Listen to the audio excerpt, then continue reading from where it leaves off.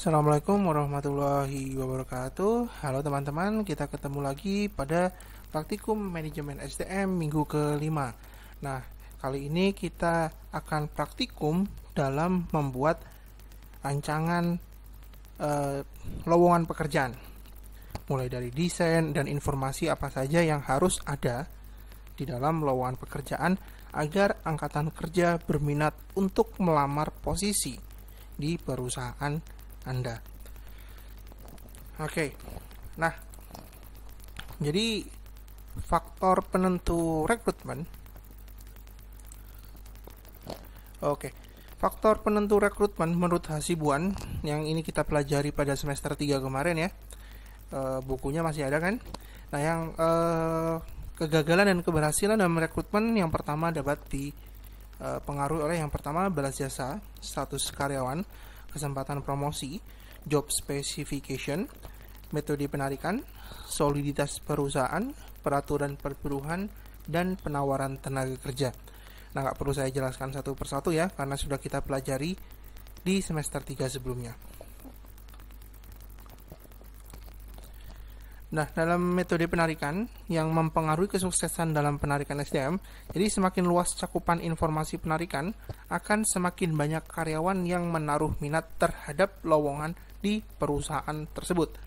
Nah, artinya sewaktu Anda mengiklankan lowongan pekerjaan, semakin luas cakupan Anda, maka akan semakin banyak angkatan kerja yang akan menerima informasi tersebut dan akan bersedia melamar di perusahaan Anda. Nah, tetapi Anda juga harus mengingat bahwa semakin luas cakupan informasinya, maka biaya untuk melakukan rekrutmen juga akan semakin tinggi. Nah, jadi sesuaikanlah dengan kemampuan perusahaan. Nah, kegiatan yang dapat dilakukan untuk memperluas cakupan informasi, yang pertama advertising di media massa atau di media internet. Nah, media internet ini cukup murah dibandingkan dengan media massa, tetapi audiensnya terbatas. Nah, nanti kita di sini juga kita akan mempelajari jenis-jenis angkatan pekerjaan yang cocok dengan media internet yang mana dan media massa yang mana. Dan yang kedua adalah kampus rekrutmen. Jadi dalam kampus rekrutmen ini perusahaan Anda masuk ke kampus bekerja sama dengan institusi pendidikan dan Anda mengiklankan lah ya. Jadi memberikan informasi ketersediaan lowongan di perusahaan Anda melalui kampus tersebut. Dan yang ketiga melalui rekrutmen agen. Nah, biasanya rekrutmen agen ini bisa lembaga outsourcing, karyawan outsourcing atau penyalur TKI mungkin, rekrutmen agen. Nah, kegagalan dalam metode penarikan disebabkan oleh yang pertama adalah kesalahan dalam perancangan job specification. Yang kedua, kesalahan dalam memasang iklan lowongan kerja. Yang ketiga, kesalahan dalam seleksi, baik disebabkan oleh personel seleksi atau kesalahan alat ukur. Dan yang keempat adalah kurang adanya kerjasama antara user dengan departemen HR. Nah, yang contohnya keempat ini antara user, misalnya kurangnya kerjasama antara user, misalnya departemen pemasaran. Nah, kurang adanya koordinasi nih sama departemen sumber daya manusia, sehingga rekrutmen yang direkrut oleh departemen HR spesifikasinya tidak sesuai dengan kebutuhan yang dibutuhkan pada departemen pemasaran. Nah, artinya koordinasi itu juga sangat penting dalam mensukseskan penarikan yang ada di dalam organisasi. Nah, lalu apa yang harus diketahui dalam hal penciptaan lowongan pekerjaan agar dapat menarik angkatan kerja? Yang pertama, memahami segmentasi pasar tenaga kerja. Nah, untuk yang nomor 1 ini kita akan pelajari lebih jauh di slide-slide selanjutnya. Dan yang nomor 2 adalah iklan rekrutmen sebagai media company branding. Nah, iklan rekrutmen ini, company branding ini artinya penggunaan desain yang sesuai. Jadi, Pak, kalau misalnya menggunakan sembarang desain, apakah berpengaruh? Sangat berpengaruh. Jadi nanti di slide selanjutnya juga akan diterangkan. Jadi desain untuk karyawan, tipe karyawan manajerial dan karyawan operasional itu juga sangat berbeda. Dan dimana kalau salah desain itu juga akan mempengaruhi kesuksesan dari rekrutmen. Dan yang ketiga adalah first impression kandidat. Jadi first impression kandidat ini contohnya sewaktu kandidat diundang wawancara, mungkin ya, diundang wawancara lalu datang ke perusahaan Anda, lalu perusahaan Anda sepertinya kurang kurang bersih atau kurang keadaannya semrawut gitu ya. Ya itu juga akan, waduh, ini perusahaan apa ini? Apakah saya nggak nyesel nanti kalau bekerja di perusahaan ini? Nah, itu namanya first impression. Jadi pandangan pertama, penilaian pertama setelah si kandidat datang ke perusahaan Anda. Makanya waktu Anda melakukan rekrutmen, sebisa mungkin perusahaan harus kinclong, rapi, karyawannya tersenyum, smile. Nah, itu first impression yang bagus agar si calon karyawan tertarik untuk melanjutkan melamar di perusahaan Anda. Oke. Nah, jadi menurut yang nomor 1 nih ya, saya kembalikan lagi. Nomor 1, memahami segmentasi pasar tenaga kerja. Nah, ada 2 jenis segmentasi yang harus Anda pahami. Yang pertama adalah segmentasi berdasarkan umur. Oke, saya besarkan dulu. Nah, segmentasi berdasarkan umur, di sini ada tipe-tipe karyawan berdasarkan umur. Di sini ada angkatan maturis yang lahir sebelum tanggal 1945. Di sini ada baby boomers lahir 1945 sampai 1960. Nah, kenapa kok dinamakan baby boomers? Karena pada saat 1945-1960 ini sedang berkecamuk perang dunia. Makanya dinamakan baby boomers. Boomers itu suara bom, dan baby adalah angkatan yang lahir pada saat perang. Lalu dilanjutkan oleh Generation X 1961 sampai 1980. Lalu dilanjutkan oleh Generation Y. Nah, ini kebanyakan dari kita ada di Generation Y 1981 dan lahirnya 1981 dan 1995. Lalu dilanjutkan oleh Generation Z, lahir setelah tahun 95. Generasi micin nggak ada ya. Nah, di sini masing-masing dari angkatan kerja memiliki preferensinya masing-masing. Contohnya seperti ini, attitude toward career. Kalau yang maturis di sini jobs for life, artinya orang-orang maturis diperlakukan seperti apapun dalam pekerjaan mereka akan tetap setia. Jobs for life. Mereka senang dengan kestabilan. Jadi sewaktu mereka bekerja di suatu tempat, mereka akan tetap bertahan di tempat tersebut sampai masa mereka pensiun. Nah, lalu kita lihat di generasi kita nih, Generation Y. Anda Generation Y kan? Ya sama, saya juga.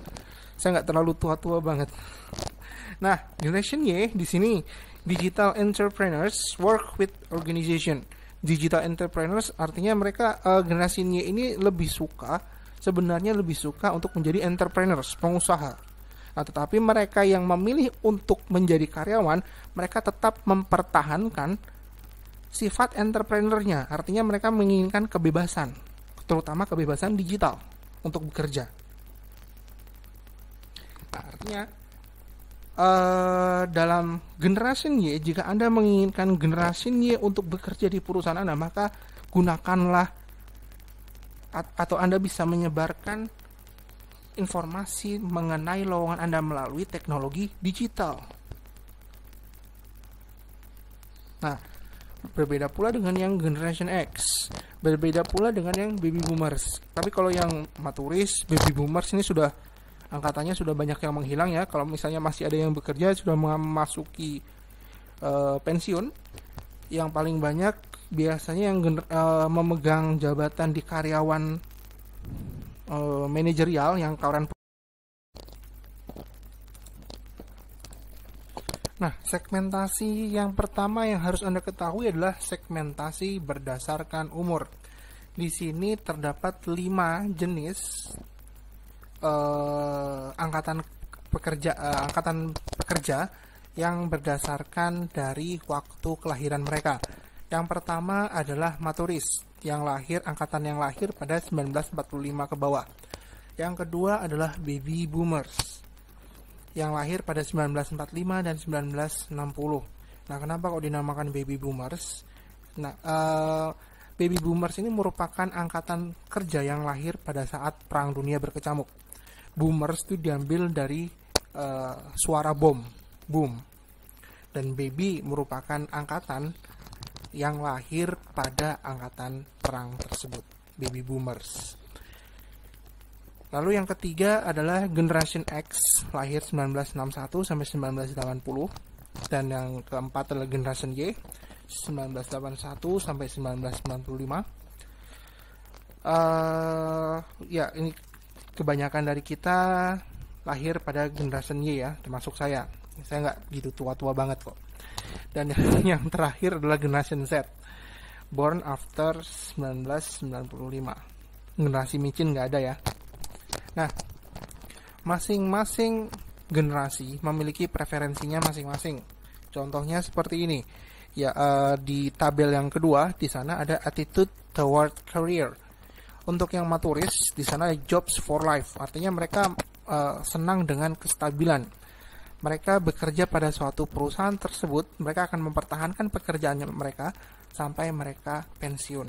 Jadi waktu maturis ini diperlakukan seperti seburuk apapun di perusahaan mereka akan tetap setia.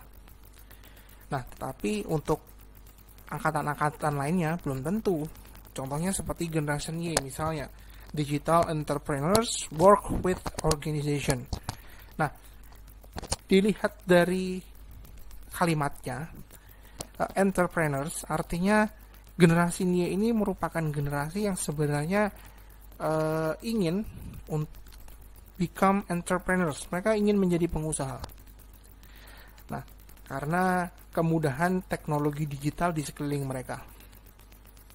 Tetapi kalau ada generation Y yang tertarik menjadi karyawan, mereka akan tetap mempertahankan sifat entrepreneur mereka. Sifat entrepreneur itu apa? Mereka menginginkan kebebasan, terutama dalam bekerja dan mengakses teknologi digital. Nah, karena keinginan untuk generasi Y untuk menekankan pada kebebasan digital mereka, maka waktu Anda menyebarkan lowongan pekerjaan, memposting lowongan pekerjaan yang menyasar pada generasi Y, maka Anda bisa menggunakan teknologi internet. Selain biayanya lebih murah, juga tepat sasaran kalau Anda mengincar generasi Y. Pak, bagaimana kalau saya mengincar generasi X? Generasi X, signature produknya adalah personal komputer, hampir sama seperti generation Y yang di tabel ketiga ya. Generation Y, tablet and smartphone. Generation Y, personal komputer. Mereka hampir sama. Jadi Anda bisa menggunakan media internet untuk menyebarkan lowongan pekerjaan Anda.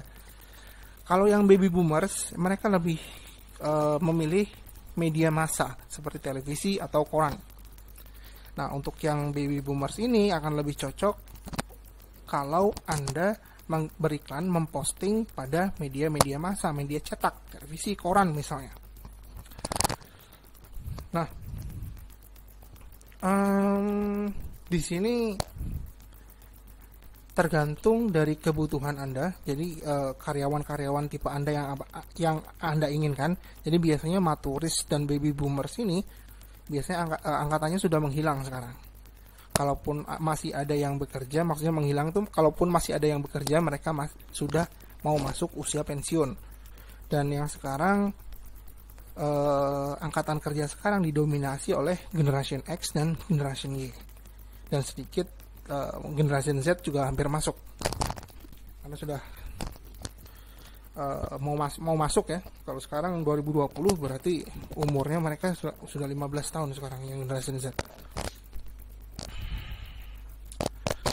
Nah, Di sini preferensinya masing-masing. Jadi kalau ada yang bertanya, Pak, lebih efektif mana, beriklan di internet atau di media massa untuk lowongan pekerjaan? Saya jawab, tergantung dari angkatan kerjanya. Kalau angkatan kerjanya generation X, generation Y, akan lebih efektif menggunakan internet. Kalau yang baby boomers, tentu saja media cetak. Oke, segmentasi yang kedua adalah berdasarkan tingkat pekerjaan di organisasi. Di sini desain sangat berpengaruh. Kenapa kok desain sangat berpengaruh? Contohnya seperti ini. Lowongan front officer. Nah, kira-kira front officer ini karyawan manajerial atau karyawan operasional. Nah, bagi yang lupa apa itu karyawan manajerial dan apa itu karyawan operasional, dibuka lagi bukunya Hasibuan. Nah, jadi lowongan front officer ini biasanya lowongan untuk karyawan operasional, karyawan low management. Di sini Anda bisa lihat desainnya untuk menarik karyawan yang usianya cukup muda, maka desainnya dibuat semenarik mungkin. Ya, karena yang disasar adalah karyawan-karyawan dengan umur yang masih muda. Oke, kita lihat contoh yang selanjutnya. Nah, di sini dibandingkan dengan yang lowongan yang pertama, lowongan yang kedua ini sudah mulai tegas. Kenapa? Karena yang disasar itu bukan hanya kaum muda saja, tapi juga yang karyawan yang telah memiliki pengalaman. Nah, biasanya atau kalau dalam hierarki karyawannya ini adalah middle management. Nah, di sini gambarnya sudah mulai tegas. Kalau biasanya middle management tuh yang disasar merupakan karyawan yang umurnya masih relatif muda, tetapi nggak muda-muda banget kan. Kalau yang dibandingkan yang pertama, front office ini bisa rekrutnya bisa lulus SMK, bisa lulus SMA. Nah, tetapi yang untuk yang iklan yang kedua ini, yang middle management ini orang-orang yang sudah memiliki pengalaman atau yang memiliki tingkat pendidikan yang tinggi, makanya dibuat tegas. Nah, yang untuk yang nomor 3 ini lebih tegas lagi, tanpa ada embel-embel desain, ya langsung diutarakan informasinya saja. Jadi manajer produksi, uraian tugas dan persyaratannya apa. Nah, kira-kira kalau yang jadi manajer umurnya tua atau muda? Ya, memang banyak sih manajer yang umurnya masih muda, tetapi biasanya untuk yang manajer produksi, terutama kalau Anda lihat persyaratannya ya, pengalaman minimal 5 tahun. Nah, ini pasti orang-orang yang sudah berpengalaman atau orang-orang yang sudah usianya sudah paruh baya. Di sini manajer produksi ini merupakan karyawan manajerial dengan hierarkinya di top manajemen. Nah, jadi semakin dari 3 lowongan ini, jadi semakin tinggi hierarkinya, hierarki lowongan pekerjaannya untuk posisinya, maka iklannya akan semakin tegas. Nah, dan semakin muda angkatan kerja yang Anda inginkan atau yang Anda sasar, maka lowongannya juga akan semakin full design seperti yang lowongan nomor 1. Tapi semakin berpengalaman, semakin tua karyawan, bukan tua sih, berpengalaman gitu ya, semakin berpengalaman karyawan yang Anda butuhkan, maka iklan pekerjaannya dibuat setegas mungkin. Oke.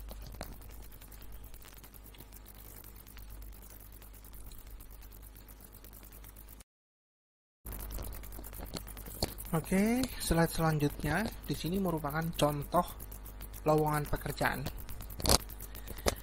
Jadi saya besarkan dulu. Nah, informasi yang ada pada lowongan pekerjaan di sini informasi wajib yang harus ada 1, 2, 3, 4 dan informasi opsionalnya artinya boleh ada, boleh tidak. Tetapi jika Anda tampilkan, maka juga akan jadi nilai lebih pada lowongan pekerjaan yang Anda desain. Nah, di sini informasi pekerjaannya ada dari Rumah Sakit Islam Jakarta Sukapura, yang membutuhkan dokter spesialis saraf. Nah, kira-kira dokter spesialis ini umurnya masih muda atau sudah berpengalaman? Ya, umur, namanya dokter spesialis ya, pasti sudah berumur, sudah berpengalaman. Makanya di sini iklannya, desain iklannya itu tegas, tidak memerlukan banyak desain. Warnanya juga cuman satu, ini kan gradasi warnanya cuman satu ini saja, tidak memiliki embel-embel desain yang rame gitu. Nah, oke, judul iklannya ada dokter spesialis saraf, lalu spesifikasi kerjanya, syarat ada, lalu deskripsi perusahaannya ada, RS Islam Jakarta Sukapura, lalu 4 tanggal berlaku lamaran kerja dan alamat perusahaan juga ada. Nah, yang informasi opsionalnya apakah ada? Oh, nggak ada. Oke, jadi cuma 4 itu saja. Nah, lalu yang iklan yang kedua, di sini Wings Graduate Trainee Program. Nah, kira-kira ini menyasar yang mana nih dalam hierarki pekerjaannya? Middle management kah, atau low management kah, atau top management kah? Graduate Trainee Program ini middle management ya. Jadi di sini yang disasar adalah para kaum muda yang memiliki pendidikan yang cukup lumayan, atau memiliki pendidikan atau pengalaman yang cukup lah untuk bisa mendaftar. Nah, di sini sudah mulai banyak, kalau dibandingkan yang pertama tadi ya, desainnya kalau saya daripada yang satu sudah mulai anak muda banget lah. Nah, di sini ada contoh dua orang karyawan cukup muda, bajunya serasi gitu kan. Nah, lalu